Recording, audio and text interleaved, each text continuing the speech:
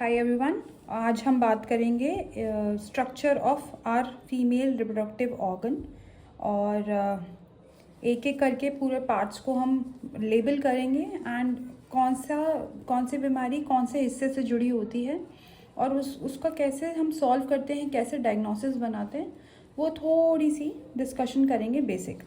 So as you can see, सबसे बड़ा जो पार्ट है वो है ये वाला एरिया, जिसको सिर्फ यहाँ तक, ये जो एरिया है इस एरिया को हम कह रहे हैं यूट्रस। ओके, यूट्रस को हिंदी में हम बोलते हैं आम भाषा में बच्चेदानी। अब बच्चेदानी से ही हमें पता चलता है कि जो बच्चा बड़ा जहाँ पे होता है वो एरिया है ये। This area is where our kid grows. ठीक है, अब जी इसका जो ये बाहर वाला जो एरिया है, it's a very very strong muscle. तो ये जो मसल मतलब एक्सपैंड करने की क्षमता है उसमें, तो definitely it increases up to many multifold. तो ये बढ़ जाता है और बच्चा अकोमोडेट होता जाता है, तो बच्चे के साइज़ के हिसाब से ये अपने आप को स्ट्रेच करता है। अब इस एरिया के जो नीचे है, एक ये नैरो एरिया देख रहे हैं हम, और फिर ये वाला, सो दिस इज़ सर्विक्स। तो एक तरीके से हम इसको बच्चेदानी का मुंह कहेंगे, राइट। तो ये आउटर सर्विक्स है, तो इसको कहेंगे एक्सो सर्विक्स, ये है एंडो सर्विक्स।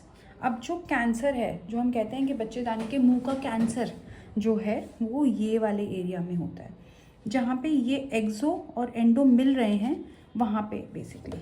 तो अगर हम इसको ऊपर से नीचे उठा के देखें तो ये वाला एरिया जो है यहाँ, इस एरिया को हम कह रहे हैं एक्सो सर्विक्स। ठीक है, नाउ इस तरीके के दो स्ट्रक्चर दिखेंगे आपको, एक इस तरफ और एक इस तरफ।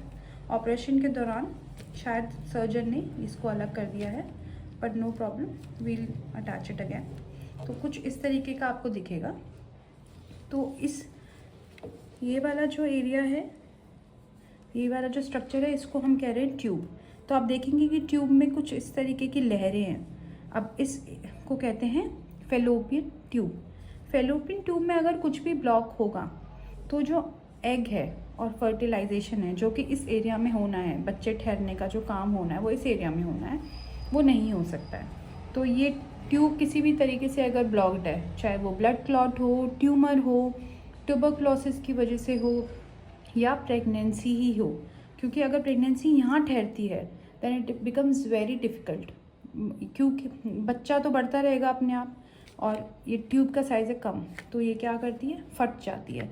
उस प्रोसीजर को हम कहते हैं rupture of pregnancy, tube rupture. ठीक है,